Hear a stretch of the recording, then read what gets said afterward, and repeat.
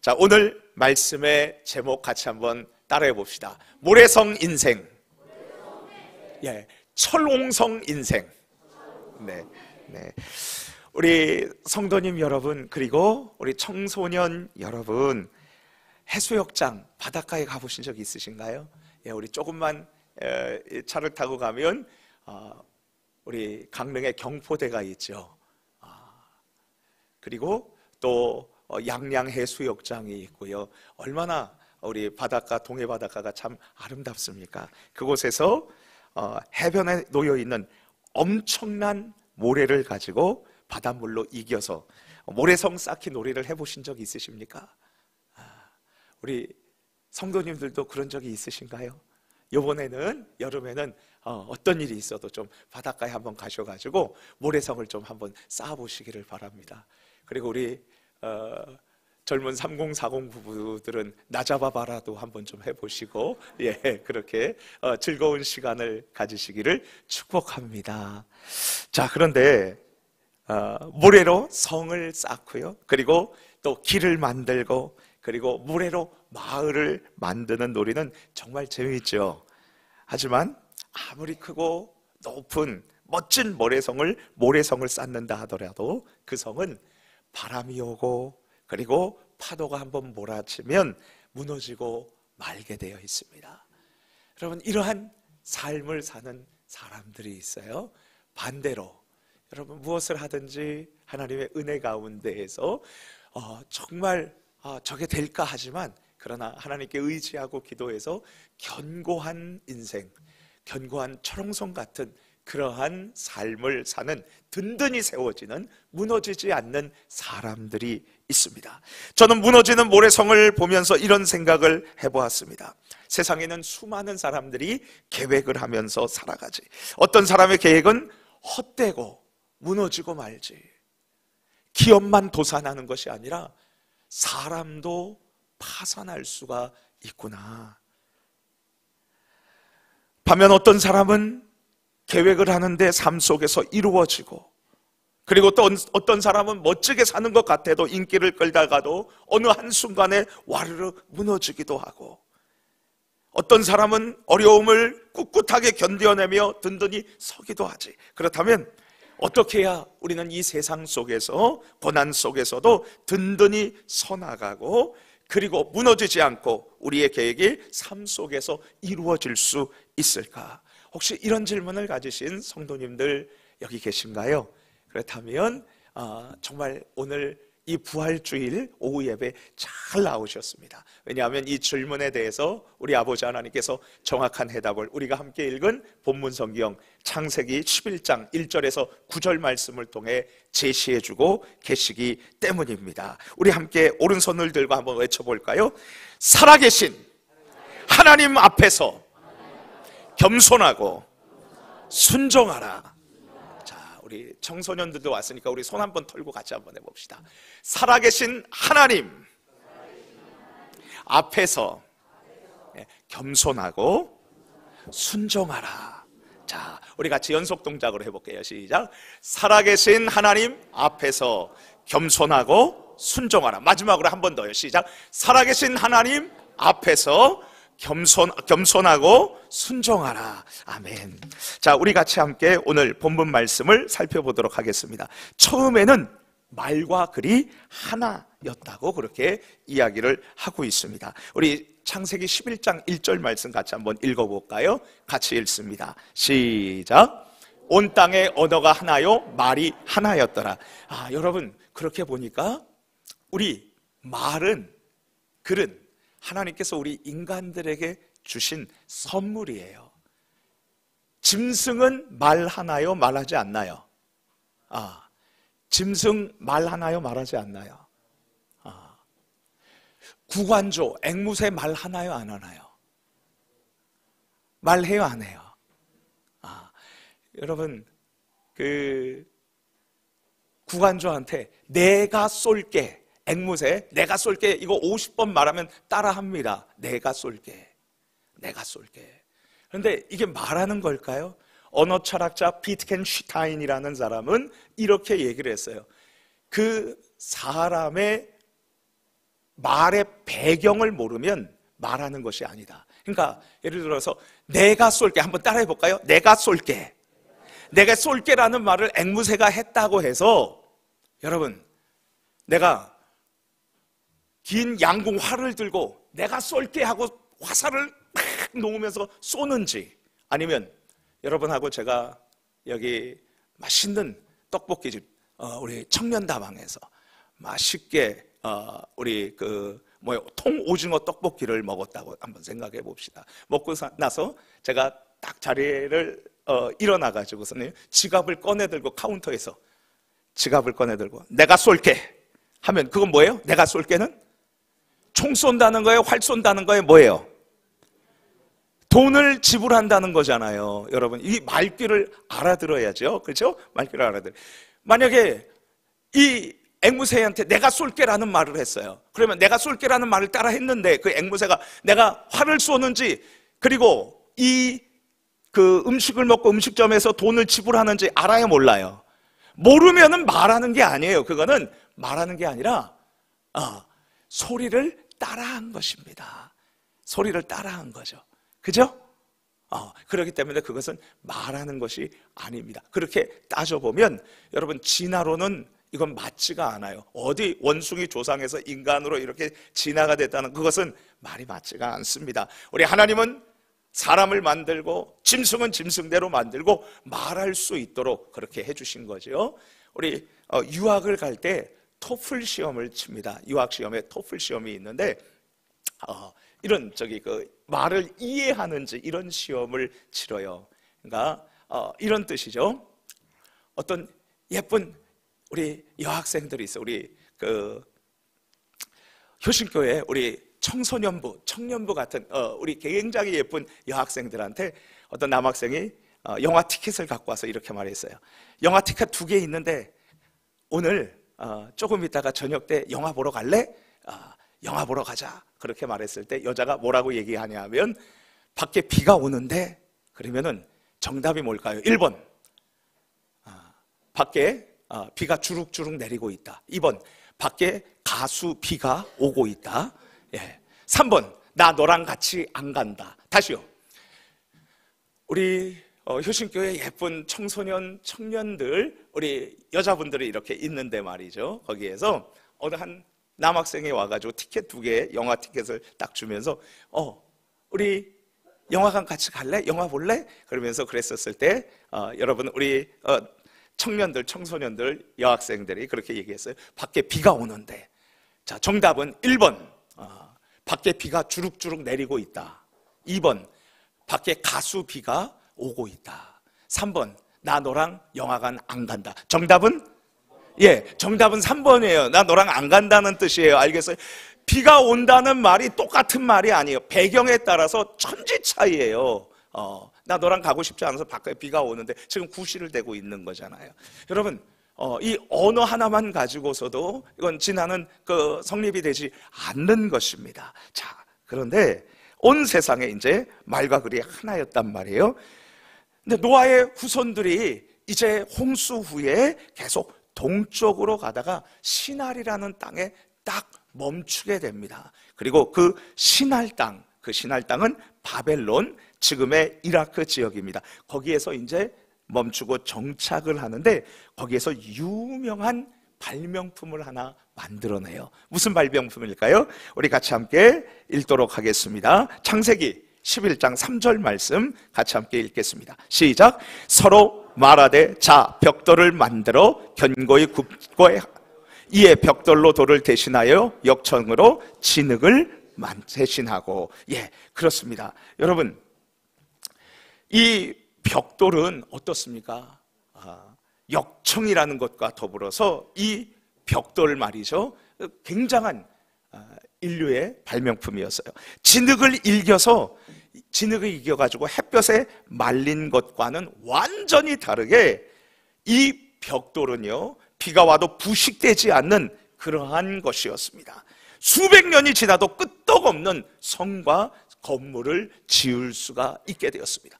역청으로 해가지고서는요, 이제 계속 벽돌로 이제 높이 있는 성을 쌓을 수가 있는 거예요. 벽돌 하나 만들어서 이제 이들은 하나님 앞에 반역을 취하는 그러한 일들을 하게 됩니다. 첫 번째 반역은 이것이었어요. 성과 탑을 건설하여 하늘을 닿게 하고 우리 이름을 내자, 이런 것이었습니다. 우리 같이 함께 4절 말씀 읽어보도록 하겠습니다. 시작. 또 말하되 자 성읍과 탑을 건설하여 그 탑 꼭대기를 하늘에 닿게 하여 우리 이름을 내고 온 지면에 흩어짐을 면하자 하였더니, 그렇습니다. 하늘에 닿게 해서 우리가 성을 쌓고 우리 이름을 내자는 것입니다. 우리 이름을 드높이자는 것이에요. 벽돌 하나에 이 발명품을 만들고 나서 사람들이 생각한 것은 우리가 하나님보다 더 높이 올라가고 그리고 우리의 이름을 하나님보다 더 드높이자는 그러한 교만이었습니다. 그렇습니다. 교만은 넘어짐의 앞잡이인 것이죠. 교만한 사람 반드시 무너지게 돼 있습니다. 자, 그리고 이 사람들이 하나님 앞에 반역을 하는데 두 번째 반역은 불순종이었습니다. 우리 4절 말씀 한 번 더 읽어볼까요? 시작. 또 말하되 자 성읍과 탑을 건설하여 그 탑 꼭대기를 하늘에 닿게 하여 우리 이름을 내고 온 지면에 흩어짐을 면하자 하였더니, 지금 온 지면에 흩어짐을 면하자, 탑을 쌓아놓고 높이 쌓아놓고 거기에서 살자는 거예요. 우리 하나님은 뭐라 그랬어요? 온 땅에 충만하라고 그랬어요.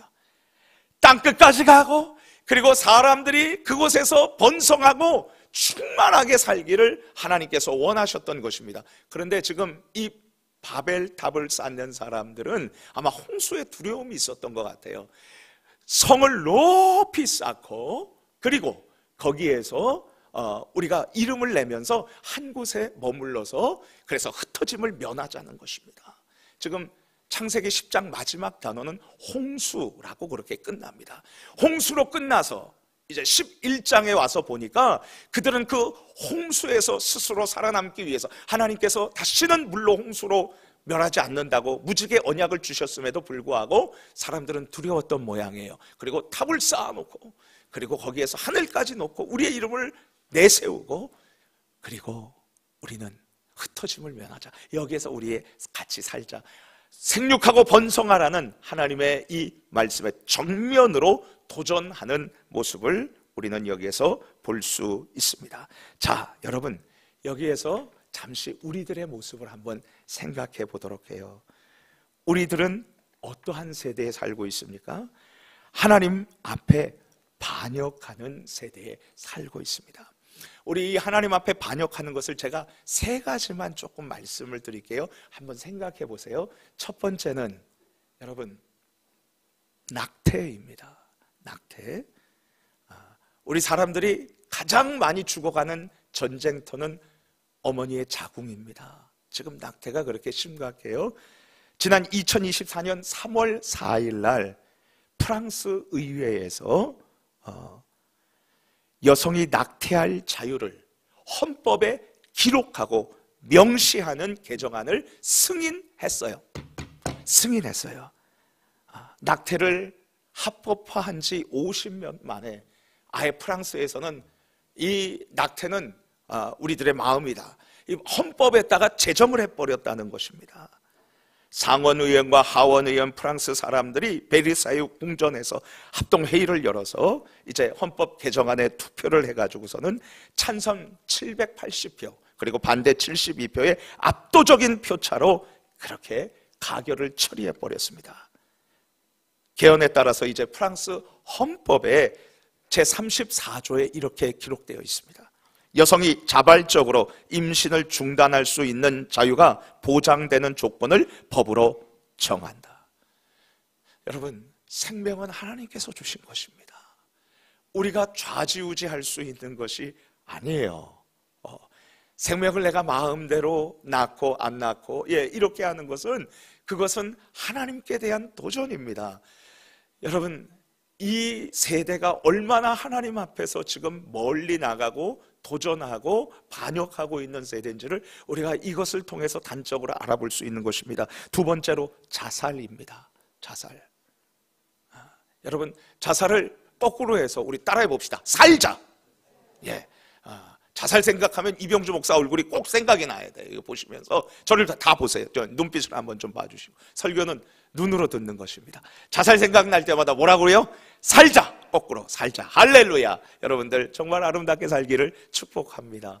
자, 그런데 오늘도 여러분 통계는 약 39명의 사람들이 우리나라에서만 자살로 생을 마감하고 있습니다. 통계가 그렇게 말해주고 있어요. 2008년서부터 2012년까지 자살, 안락사를 인정하는 스위스에서 스스로 목숨을 끊어서 안락사 한 사람이 611명이었습니다. 611명인데 그중에 5분의 1이 약 한 100명이 넘는 사람이 영국인이었습니다. 기독교 국가였었던 2015년 영국에서도 2015년 9월에 조력 자살, 여러분 이 자살하는 거 안락사를 허용 법안을 올렸는데 다행히도 부결이 되었습니다. 2019년 3월 달에 우리 대한민국의 2명이 스위스에서 이 안락사 조력 자살을 선택해서 죽었어요. 2명이 죽었어요. 스위스 가서 돈을 그렇게 하려면 약 한 1,000만 원 정도가 필요한데 2명이 가서 신청을 해서 죽었단 말이에요. 그리고 우리나라 대한민국 사람이 당시 2012년도에 107명이 돈을 내고 신청했어요. 대기했어요. 여러분 생명 가지고 이렇게 하는 건 이거는 하나님께 도전이죠. 여기에서 우리 생명은 하나님의 것입니다. 우리의 것이 아닌 것이죠. 2023년 7월 18일 카톨릭 평화신문에 이렇게 기재된 것을 제가 확인을 했습니다. 스위스에서 안락사를 선택한 한국 사람들이 10명이래요. 10명이 죽었단 말이에요. 그리고 우리 스위스에 이 안락사를 신청해서 대기하는 사람이 300명이에요. 300명. 우리 대한민국만 300명이에요, 여러분. 여러분 무섭지 않습니까? 하나밖에 없는 생명, 그리고 하나님께서 주신 이 소중한 생명을 가지고 지금 장난해서는 안 되는 것이죠, 여러분. 우리가 지금 얼마만큼 하나님 앞에 반역하는 세대에 살고 있는가, 우리는 정말 옷깃을 여미고 하나님 앞에 나아가서 기도해야 될 줄로 믿습니다. 마지막으로 여러분, 산하 제한입니다. 우리가 참 제 때만 해도 어디를 가든지 아이들이 소리가 그렇게 넘쳐났고요. 길거리마다 그냥 동네에서 그 전봇대를 해놓고 축구 경기를 그렇게 골목마다 했었습니다. 그리고 제 학교 다닐 때에는 초등학교 때에 아이들이 너무 많아서 오전반 그것도 한 학년에 14반씩 해가지고 오전반 12시까지 공부하고 집에 보내고 1시서부터 4시, 5시까지 그렇게 오후반 해가지고서는 한 학교 한 학년에 그렇게 되어 있습니다. 여러분, 그런데 어떤 학자가 그렇게 말을 했는지, 이 인구 이렇게 산하 제한을 해야 된다고 그러면서 여러분 아들, 딸 구별 날고 한 명만 낳아서 잘 살자, 3명 낳으면 아예 의료보험도 못하게 해버렸어요, 여러분. 지금 그래서 어느 정도 수준입니까? 강원일보에 따르면 신입생 없이 새 학기 2024년 1학기를 시작하는 우리 강원도 내의 학교가 24학교예요. 신입생 0명인 그러한 학교가 24학교라는 말이에요. 우리 강원특별자치도 교육청에 따르면은요, 올해 초등학교 11곳, 분교 11곳, 22개의 학교 신입생이 0명으로 해서 작년 18개의 학교보다 4곳이 늘었다고 합니다. 중학생도 한 명도 받지 못하는 중학교가 또 2학교가 있다고 합니다. 그리고 나머지 19개 학교는 초등학교에서는 신입생 1명 받았어요. 19개에서 신입생 1명 받았다니까요. 우리 지금 강원 특별자치도가 그렇다는 것입니다. 그래서 나홀로 입학식이에요. 이게 진짜로 나홀로 입학식이 되어버렸습니다. 여러분, 지금 그래가지고 심각한데 총 92개 학급이 줄었습니다. 92개 학급이 줄었다는 건 뭐예요? 92명의 담임 선생님이 이제 가르칠 수가 없게 되었다는 그러한 의미죠. 자, 우리가 지금 이렇게 하나님 앞에서 참 우리의 생각대로, 하나님의 말씀은 생육하고 번성하라고 그랬는데 우리의 생각대로 살아서 이런 어려움을 겪고 있습니다. 자, 그렇다면 이 어려움에 대한 하나님의 해결책은 무엇일까요? 우리 하나님께서는 인간들이 건설하는 성읍과 탑을 보려고 내려오셨습니다. 우리 같이 함께 말씀을 찾아볼까요? 창세기 11장 5절 말씀 같이 한번 읽겠습니다. 5절입니다. 시작. 여호와께서 사람들이 건설하는, 우리 하나님께서 모든 것을 보려고 내려오셨어요. 자, 그리고 우리 하나님께서는 이 모든 상황을 아십니다. 그리고 이들의 이 악한 계획들, 교만과 그리고 하나님 앞에 불순종을 깨뜨리기 위해서 어떻게 하십니까? 하나님께서는 그들의 언어를 혼탁하게 하시고 그리고 섞어 놓으셨습니다. 언어를 혼잡하게 하셨던 것이죠. 우리 같이 6절 7절 말씀 같이 읽겠습니다. 시작.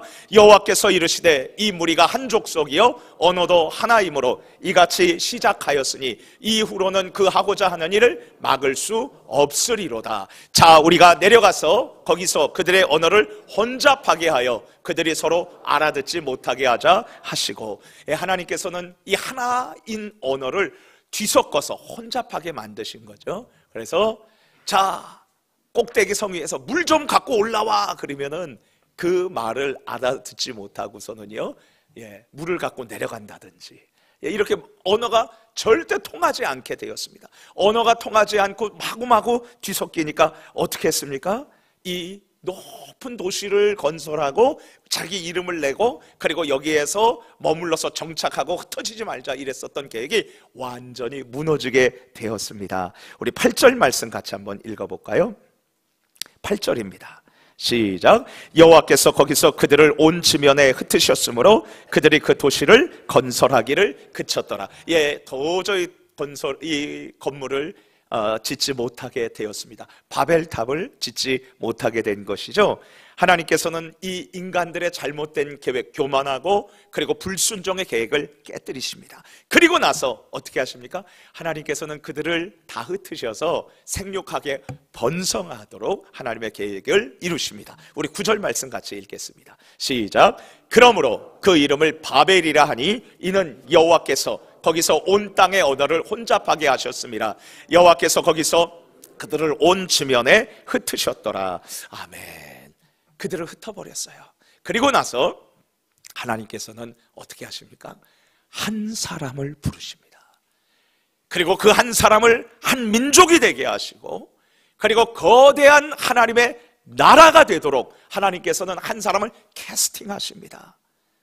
그 캐스팅한 사람은 우상 숭배의 가문이었습니다. 그리고 자녀가 없는 그러한 사람이었습니다. 자녀가 없다는 건 고대 시대에 자녀가 없다는 건 미래가 없다는 거예요. 자녀가 없는 건 그 당대에 끝나는 거거든요. 미래가 없고 소망이 없다는 거예요. 놀랍게도 우상을 숭배하고 죄악 가운데 있고 그리고 미래가 없던 한 사람을 끄집어내셔서 그러하여금 자녀를 주셔서 한 민족이 되게 하고 거대한 하나님의 나라가 되게 하나님께서는 캐스팅 부르십니다. 그리고 그는 철저하게 자신의 뜻을 버리고 하나님 앞에 순종으로 나아갑니다. 누구실까요? 우리 다음 주 주일날에 배울 창세기 12장에 나올 아브라함의 이야기인 것입니다. 이제 다시 우리들의 모습을 살펴봅시다. 우리는 지금 하나님 앞에 말할 수 없는 교만과 그리고 하나님의 말씀이 아닌 우리의 생각대로, 말씀대로가 아닌 우리의 생각대로 지금 살아가고 있습니다. 그때 하나님께서는 지금 온 땅을 두루 감찰하십니다. 역대하 16장 9절 말씀. 여호와는 온 땅을 두루 감찰하사 전심으로 자기를 향하는 자들에게 능력을 베푸시나니. 하나님은 지금도 우리 모든 사람들을 보시면서요, 그러면서 두루 이 땅을 감찰하시고 정말 누가 내 말을 지키는지, 순종하여 겸손하여 살아가는지 하나님께서는 지금 찾아보고 계십니다. 온 땅을 두루 감찰하고 계십니다. 믿습니까? 여러분, 이때 우리는 하나님 앞에 겸손하게 그리고 순종함으로 나아가고 하나님 앞에 부르짖어 나아가면 하나님께서 우리에게 찾아와 주시고 기도에 반드시 응답해 주실 줄 믿습니다.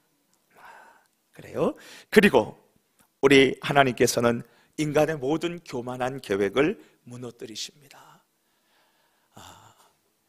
여러분, 산하 제한을 해서 지금 이렇게 어렵게 되는데 이런 가운데에서 우리는 하나님 앞에 돌이켜야 합니다. 하나님의 말씀으로 나아가야 합니다.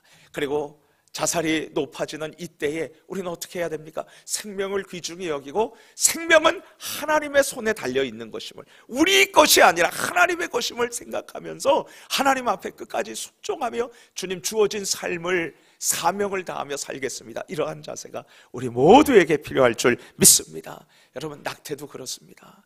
하나님께서 주신 소중한 생명을 내 마음대로 좌지우지하겠다는 것은 그것은 생명을 주신 하나님 앞에 도전하는 것입니다. 하나님 앞에 정말 생명을 소중히 여기고, 그리고 어떤 사람이든지 그 속에 무엇이 있어요? 따라해 봅시다. 하나님의 형상. 하나님의 형상이에요. 하나님의 형상이 있기 때문에 그 하나님의 형상을 존중히 여기고 주신 생명을 귀하게 여기고 그리고 사랑하며 나아가는 자세가 우리에게 필요합니다. 결국은 하나님께서 이 반역이 넘치고 교만하고 그리고 불순종하는 이 세대에 하나님은 아브라함을 선택하셨던 것처럼 누구를 선택하세요? 누구를 캐스팅하세요? 우리 효신교회를 선택하고 캐스팅한 줄 믿습니다. 우리 하나님은 예수님께서 그 교회를 오른손으로 붙들고 계신다고 그랬어요. 우리 예수님의 관심은 청와대에 있는 것도 아니고 국회에 있는 것도 아니고 충무로의 이 영화관에 있는 것도 아닙니다. 우리 하나님의 관심은 교회에 있습니다. 우리 하나님의 관심은 교회의 모든 성도들에게 있는 줄로 믿습니다. 어떻게 살아가든지 분투하면서 살아가고 주일날 하나님 앞으로 나와서 하나님 앞에 자신의 모든 것을 보여드리고 예배드리고 찬양하며 같이 교제하고 하나님 앞에 주신 것을 헌금으로 드리면서 찬양하는 우리 효신교회 성도들, 모든 성도들과 교회들의 우리 하나님의 관심은 집중되어 있다는 것을 믿으시기를 바랍니다. 하나님이 이 발명품을 만들고 교만해서 그래서 자신의 뜻대로 사는 사람들을 버리시고 패하시고, 하나님께서는 아브라함 한 사람을 부르셔서 사용했던 것처럼 우리 교회를 사용하시고 그리고 우리 모든 성도들을 사용하시는 줄로 믿습니다. 우리 이제 내일 4월 달입니다. 4월 달은 우리 교회에 하나님께서 주신 기회라고 믿습니다. 기도할 수 있는 기회인 줄 믿습니다. 얼마나 하나님께 감사합니까? 우리가 하루도 하나님 앞에 금식하며 간절히 기도하고 부르짖고 나아가는 저와 여러분들 되기를 간절히 축복합니다. 제가 두 사람을 두 회장님을 설명을 해드렸으면 좋겠습니다. 이 한 회장님은 참 유능했어요. 교사 역할을 하다가 교사로서 이것을 그만두고 사업을 하겠다고 그랬는데 이 사람이, 그 똑똑한 사람이 사업을 하겠다고 계획하고 학교 교사였는데 어디로 찾아갔냐 하면 점집에 찾아갔어요. 무속인에게 찾아갔습니다. 그래가지고 그 점쟁이가 뭐라고 그랬냐면 흘과 관련된 사업을 해야 된다라고 그렇게 말해 주었습니다. 그래서 그는 점장이의 말을 듣고 믿고 사업을 계획하고 시작을 했습니다. 여러분, 처음에 그 사업이 사람들에게 인기가 많았습니다. 그는 회장님이 되고 돈을 많이 벌고서 주변 사람들에게 부러움을 받았습니다. 제가 자랐을 때 강남에 부의 상징이었었던 아파트가 있는데 은마 아파트라고 있는데 그 옆에 아주 크게 건물을 거기에다 이름을 세워놓았어요. 그리고 당진이라고, 충청도의 당진입니다. 이 당진에 큰 제철소까지 세웠습니다. 그러나 하나님의 뜻이 아닌 무당의 뜻에 따라서 계획하고 사업을 벌이고 일했던 이 회장님의 사업이 어떻게 되었겠습니까? H그룹인데 1974년 설립되어서 은행에 무리하게 대출을 받으면서 1996년 말 재계 서열 14위까지 대기업으로 그렇게 성장을 하다가 결국 1997년 1월 30일 최종 부도 처리가 되고 말았습니다. 이 회장님의 사업은 결국 망하고 그리고 불법을 저질러서 도망 다니다가 그는 먼 나라에서 숨을 거두었다고 국가에서 그렇게 선언을 하고 이야기를 했습니다. 타국에서 그렇게 정처 없이 죽고 말았었던 것입니다. 점장의 말을 듣고 춤추며 움직이다가 결국은 이렇게 된 거예요. 또 한 사람의 이야기를 여러분들에게 말씀드리겠습니다. 이분은 대학교 4학년 때 잠을 자는데 도저히 이불을 덮을 수가 없었습니다. 왜냐고요? 무거워서요. 이불을 걸치는데 무거워가지고 잠을 못 자는 그러한 병에 걸렸어요. 추운 날 점퍼도 입을 수 없었습니다. 왜냐고요? 점퍼가 무거워서요. 바로 근육 무기력증이라는 질병이었습니다. 이 병으로 인해서 그분은 하루의 절반인 12시간은 누워서 지내야 했습니다. 그리고 누워서 그는 거기에서 드디어 하나님을 찾습니다. 그리고 기도하고 하나님의 말씀을 읽고 독서했습니다. 그리고 나서 그는 이화여자대학교, 이 신촌 바로 옆에 이화여자대학교 앞에 2평입니다. 2평의 작은 옷가게를 시작했습니다.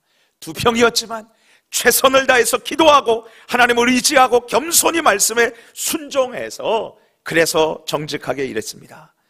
그리고 수익금으로 하나님 앞에 자신을 가르쳐 주신 목사님의 가르침에 따라서 그 목사님이 고인이 된 사랑의 교회 옥하는 목사님이십니다. 옥하는 목사님의 가르침에 따라서 그 수익금의 11조를 반드시 철저하게 떼서 하나님 앞에 드리고 그리고 또 하나님의 복음 전파 어려운 사람들을 돕는 일을 계획을 했고요. 기도하면서 꾸준하게 실천을 했습니다. 결국 하나님께서는 이분에게 복을 주셔서 지금 수많은 직원들과 함께 힘차게 일하는 대기업의 회장님이 되게 하셨습니다. 이분은 교회의 장로님으로도 귀하게 쓰임받고 있습니다. 바로 우리가 신고 있는 신발과 가방을 제작하는 뉴발란스의 회사를 운영하는 이랜드그룹 회장 박성수 장로님의 이야기입니다. 여러분, 결국 우리는 두 분류의 사람이에요. 하나님의 말씀대로, 내 생각대로. 어떻게 하시겠습니까? 내 생각대로 아니라 하나님의 말씀대로 살아가는 자가 모래성이 아닌 초롱성의 삶, 하나님께서 보장하시는 삶을 살게 될 줄로 믿습니다. 신할 땅에 정착한 사람들의 이 바벨탑이 무너지게 된 이유는 하나님 앞에 교만했고 그리고 하나님의 말씀에 불순종했기 때문이죠. 그렇다면 우리가 무엇을 하든지 하나님 앞에서 정말 아름다운 열매를 맺고 견고하게 살아갈 수 있는 유일한 길은 무엇이었겠습니까? 그것은 바로 우리 하나님의 말씀, 하나님 앞에 겸손하고 하나님 앞에 순종하는 그러한 삶인 줄 믿습니다. 우리 같이 함께 오른손을 들고 힘차게 외쳐봅니다. 살아계신 하나님 앞에서 겸손하고 순종하라. 자, 우리 오른손 털고 두 손 털고 다시 한번 합니다. 시작. 살아계신 하나님 앞에서 겸손하고 순종하라. 다시 한번 마지막으로요. 시작. 살아계신 하나님 앞에서 겸손하고 순종하라. 여러분, 이러한 복이 저와 여러분들에게 있기를 원합니다. 우리 여러분들과 같이 부르고 싶은 찬양이 있습니다. 주보혈로 날 사심은. 우리 같이 함께 힘차게 찬양합니다. 이 찬양 작시를 잠시만 앉아주세요. 여기 고맙습니다. 우리 찬양 부르고 기도하고 그렇게 하겠습니다. 이 찬양